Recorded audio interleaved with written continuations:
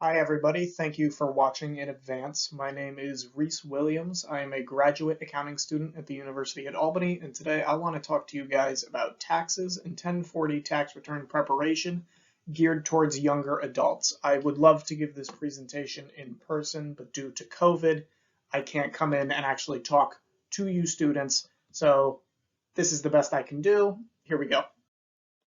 So we're going to start off talking today about what taxes are generally, and then we're going to get into the nitty-gritty of actually preparing a tax return. So what are taxes? Everybody knows what taxes are, but the definition of taxes is taxes are a compulsory financial charge or some type of levy by a government organization. So this kind of levy is imposed on a taxpayer, which is obviously you, an individual, or someone who lives in the United States and earns some income, buys anything, you're going to have a tax levied on you. So common types of taxes. So taxes are generally split up into two separate categories here. We have direct taxes and we have indirect taxes. So direct taxes are levied on income and activities conducted, and they're paid directly by the person. So these kinds of taxes are going to be our income taxes, which we're going to talk about later. And the indirect tax section, which most of you guys probably know, you pay it maybe almost every day. It's levied on a product or service, and we don't pay it directly to the government. So you could think of, you go out to a nice restaurant, you sit down, eat your dinner, you get your bill, and then you see some tax at the bottom. So that's an indirect tax. So why are taxes so important? Well, taxes are the cost of participating in a society. So every society around the world, some governmental organization will levy some kind of tax on their citizens. You could think of it as a subscription for living in a country.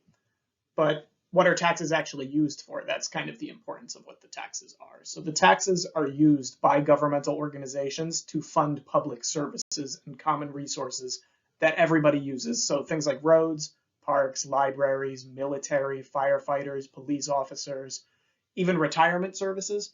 Those things are all funded by our tax dollars. So here's a little graphic showing you where the 2017 tax dollar actually went. So for every dollar that was paid, you could see 29.8 cents went to healthcare, 23.8 cents went to the Pentagon and the military, so our military budget. And then you can see it's broken down a little bit further into all these different separate subjects. But you can see all of these are kind of public services that everybody's paying for collectively by the taxes. So how do we file our income taxes? So we have to file income taxes for our direct taxes on what we've earned throughout the year. So we do this by filling out a 1040 form, which is the federal tax return, and a Form IT-201, which is essentially the exact same form, but it's for New York State. So you have to file a state return. If you live in a state that has state income tax, New York State does, and everybody in the United States has to fill out the Form 1040. So a Form 1040, like I just said, it's the federal tax return form that you use to show how much taxes you're paying to the IRS. It's divided up into a couple different sections based on your income, your deductions, and your taxable income, and what you owe, what you might get refunded. But I'm going to break it down for all you guys so you can kind of understand the process. And if you really want to, you can do it yourself without using an aid like TurboTax or paying somebody to do it for you. And then most of you probably know tax day is April 15th. So that is the day that you have to file these tax returns by. So here's just a picture of a 2020 1040. So again, this is the federal income tax form, and you can see it's broken down. You got filing status, a ton of personal information first, and then it breaks down into these separate line items at the bottom, which detail your income, all the kinds of things you've done with your money. Here's the second page, details taxes and your refund, the amount owed, all that stuff. But what we're going to do next is we're going to break it down. So a young adult tax return is typically quite simple. It's not very difficult because young adults aren't doing a lot with their money. So I've broken the 1040 tax return into 6 separate parts, so I can show you guys the major points in each part that you guys might hit. And it's just important to understand the whole process here because, like I said before, every adult has to fill out these kinds of forms. So it's important to know how to fill out the form, why we fill out the form, where these taxes go, how the tax is actually affecting our lives, right? So we're going to start with part one, and part one is the personal information section. So in this section, you basically tell the IRS who you are and where you live. It's pretty simple stuff. You got a filing status. Everybody has a different filing status depending on your current situation. So if you're single, you obviously check the single box. Married, filing jointly if you want to file a joint return with your spouse. Married, filing separately, you can separately file, but you're still married. And then head of household and qualified widow. We're not really going to deal with anything except for single because most of you guys are going to be single. So you give them your name, your address, your social security number. It's basically just common identifiers to understand who you are, and they use this information to compare the info that they've been sent. So they can kind of compare how much you actually owe and if you're doing it right. You guys, you probably don't have any dependents, so we're not going to have to worry about that section. Most of you probably don't have handicaps, so you can check here up in the top if you're blind. If you're blind, you do get like specific tax credits and a little leeway on your tax return. But this part one is just personal information. It's all safe to send to the IRS. And part two is where the actual numbers start to come into play. So part two is the income section. It's lines 1 through 9 on the 1040 tax return. So here we basically tell the IRS how much money we got and where we got it from. So this line 1, it's wages, salaries, and tips found on a W-2. We're going to talk about where you can find all this info later. Don't worry, you don't have to run finding for it. You don't have to do a whole thing to get all these numbers. They will be sent to you by your worker or by your employer or by your bank. Like you don't have to do a huge runaround to get these. But you got wages, salaries, and tips. You have, so that's your direct income, and then your indirect income follows. And then you total it all up on line 9. So the types of income we talked about, we talked about types of income, earned, unearned. So your earned income is the money you really work for. So think you're putting in time to get this money. So it's your salary, it's whatever you get paid on an hourly system, it's your tips, it's your commissions, and these are all found on a W-2. So a W-2 is a document that you get from your employer. We're going to talk about that on the next slide. And then your unearned income, which you can think of this as if you have a savings account at a bank and you have money in there, you earn a certain amount of interest on that throughout the year. So that interest is taxable and it's unearned income. And you can also think of unearned as investments. So I know a lot of younger people are starting to use like Robinhood or E-Trade to start trading stocks, and the interest and the dividends that you get paid on those stock prices is actually taxable. You can find all that info on the 1099, which we're also going to talk about. So the W-2 is where you find your direct income information. This will be sent to you by your employer at the end of the year. So at the end of the year, it totals up how much your wages are and how much has been withheld. So this number 1, this box number 1 is what you're going to put in line 1. And that's an important line because that's probably where most of your guys' information is coming from with the number standpoint. Most of you guys get paid for working at a restaurant or a grocery store, and you're going to see your total wages for the entire year on this form. So it's really important to get this form. They will send it to you, but this form is probably one of, if not the most important form you need to fill out your 1040 tax return. And 1099 forms, they show you the interest you've earned on something. So if you have a bank account and you earn interest in there, say you bank at CEFCU, CEFCU will send you a 1099 showing how much interest you earned on the year. Or if you have an investment account, that investment brokerage company will send you a 1099 to show you what you earned. So here's some examples over here. On the left is a 1099 from an investment company. So you can see the top left kind of section of this document shows you your dividends and your distributions. So you would take these line items and compare them to the lines 2 through 8 on the W2, or not on the W2, on the 1040, sorry. You would take these lines on the 1099 and compare them to lines on the 1040 federal tax return and find out which goes where. So this breaks down your taxable dividends, your non-taxable dividends, your capital gains on stocks you bought and then sold, and how much you're going to get, how much the gains or losses are, which you're going to get taxed on eventually. And the one on the right is basically a 1099 from a bank. You're really only looking at the first box here, which is interest income. That's going to be taxable income. And then sometimes things are withheld from these bank accounts, but we're going to talk about withheld prepayments later. So part 3, after you total up your total income for the year, we need to find out what your taxable income is. So you're not actually taxed on your total income that you made throughout the year because you are allowed to knock that number down through charitable contributions and deductions.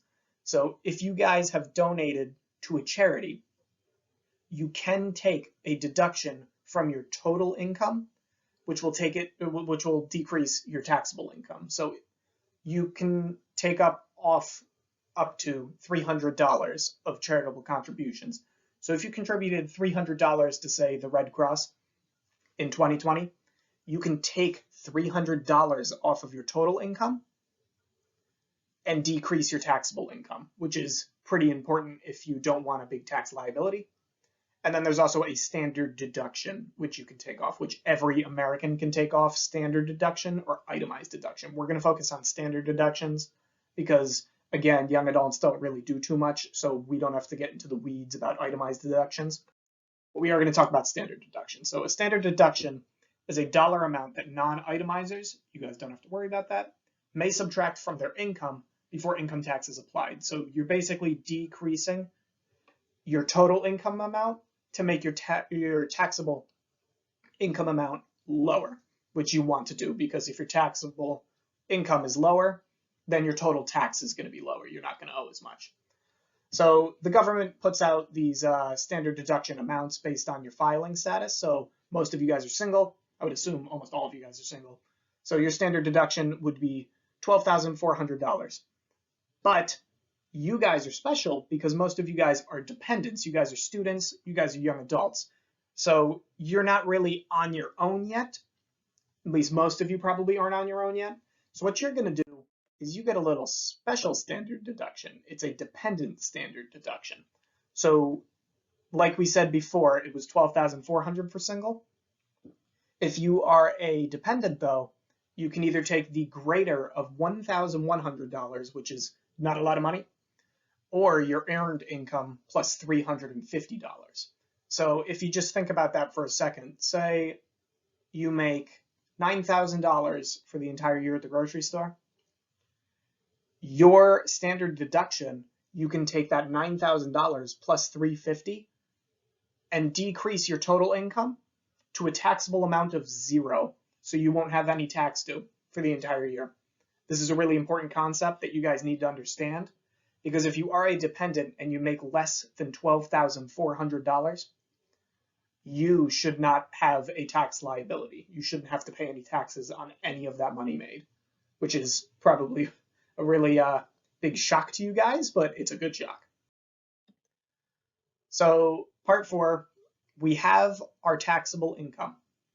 We calculated our taxable income by taking our total income and taking off our standard deduction and our charitable contributions. So here, if your taxable income is greater than 0, so you have income that can be taxed by the government, we're going to have to do a tax calculation on your taxable income. And we do that by using tax brackets. So tax brackets are divisions at which tax rates change in a progressive tax system. So a progressive tax system is what we use in the United States. It means if you earn more income, as your income increases, so will your tax rate. So you're going to get taxed more if you make more money. it's kind of it's made this way so it's kind of fair. If you don't make a lot of money, you're not going to be taxed at the same percentage as someone who makes, say, $500,000. So basically what you do here on your tax calculation is you take your taxable income amount and you find out which kind of bracket that's in, and then you go over to the tax due side and you just do your calculation. So we're going to do a little example here. Say you are not a dependent. I know you guys are all dependents, but this is a little more upper level stuff. You're not a dependent. Say you're a 30-year-old single person and you make $38,000 for the entire year. So what we're going to do is we're going to find where the $38,000 is in the taxable income. So the $38,000 is going to be in the second row. So we use that second row's formula on the right. So the tax is going to be this $987.50 plus what your taxable income is minus that 900. That's a typo. I'm sorry. That's supposed to be 987.5. Oh no, nope, that's not a typo. 9,875. Then you're going to multiply it by that tax rate of 12. So our taxable income, remember, is our total income minus our standard deduction. So a standard deduction for the single that's not a dependent was $12,400, if you guys remember that. So if you follow that through, your tax liability, so the tax you owe for that entire year, is $2,874.50. So if you think about that perspective-wise, you made $38,000 for the entire year, and you only owe taxes of less than $3,000. So that's pretty good. Most people think taxes are really terrible. The number is going to be huge. That's pretty small if you look at the big picture. So after we have that tax liability, so what we just calculated is called the tax liability. The liability is just the amount of tax you owe. So we have the tax liability, and in part 5, what we do is we look at the payments we've made to the IRS on that tax liability already. So what you guys might not know is that throughout the entire year, you guys do make tax payments, even if you don't write it out on a check and send it yourself. So withheld income, which you can find on a W-2, is actually a tax prepayment. So if we look at the W-2 again, you can see in boxes 2, 4, and 6, it says federal income tax withheld, Social Security tax withheld, and Medicare tax withheld. So your employer actually takes out a part of your paycheck every week or bi-week or however often you get paid. And they hold that money and they keep it aside and they pay it to the IRS. And they do that because they know you're going to have some form of tax liability, right?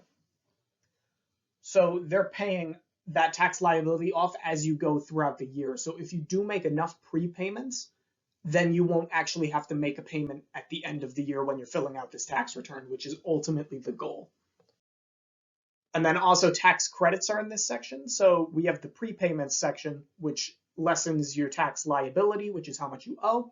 And there's also a thing called tax credits. So tax credits are an incentive that allows certain taxpayers to subtract the amount of the credit from their tax liability. So most of you guys, most young adults, typically don't have claimable credits because you guys don't have children. You don't have all this special stuff that you can see over here. But one you might have is student loan interest. So if you pay student loan interest throughout the year, say you're paying off a student loan and you're paying interest that's been accruing on that payment, you can deduct up to $2,500 from your tax liability if you paid that amount. So you can lessen your tax liability if you are paying back your student loans, which is, it's kind of an incentive to go and pay your student loans. You do have to pay it anyways, but this is a nice benefit of paying those student loans. And then once we find out all our prepayments and all of our credits, we take our tax liability and we subtract all those prepayments and those credits that we can find on the W-2, or if we have credits, we can take those off, and you'll get a positive or a negative number. Now you guys are dependents, so your number should be negative. You guys will be getting some form of return if you guys are dependents and you didn't make over $12,400. So a negative number means you paid more than the prepayment or more than the tax liability. So you made so many prepayments or so much money was withheld from your paychecks that you actually don't owe any money. And if it's negative, they actually owe you money. So you get a tax refund from the IRS. So you'd put that number in line 34. And then if you want to, you can just refund it straight through direct deposit. So it pops right up into your bank account whenever they file and complete their process on their end, which is great. You can get money just straight into your bank account because they owe you that money. And then, so say you're 30, you're living alone, and you do have a positive balance on after taking out all your prepayments. That means you do owe money. So you're going to have to make a payment with this tax refund. So whatever that positive number is, you're going to put it in 37. In line 37, it's the amount you owe. So after we calculate the taxable income and we calculate the tax liability and we take out all the prepayments, you still might owe a little bit. And then you just have to pay that amount. But it's really simple. You just write out a check and you send it with this if you want to do so. So that was basically a quick run through, but a basic run through of a young adult's 1040 tax return prep.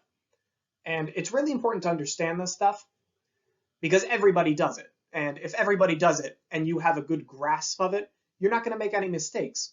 So you guys now understand taxes, which can reduce the likelihood of making mistakes or being ignorant towards just taxes in general.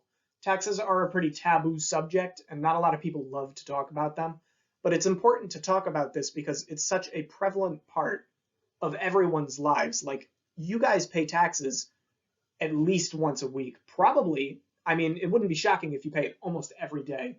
And a lot of people don't like talking about this, but it's really important to talk about it and get a good understanding of it. Because if you have a good understanding of it, you're not going to make mistakes when doing this, and you're going to be able to budget and properly plan for your future. So we talked a little bit about withheld taxes on the W-2. So now you guys know that taxes are withheld from your actual paycheck. So now you can properly estimate your paycheck, and then you can properly budget for your actual days. So if you know how much money you're going to have after taxes, that's how much money you have in your pocket and you can actually spend, instead of over budgeting because you think, well, I make $15 an hour, so I'm just going to have 15 times however many hours I worked. That's not really how it works. But now you guys know that and you can properly budget.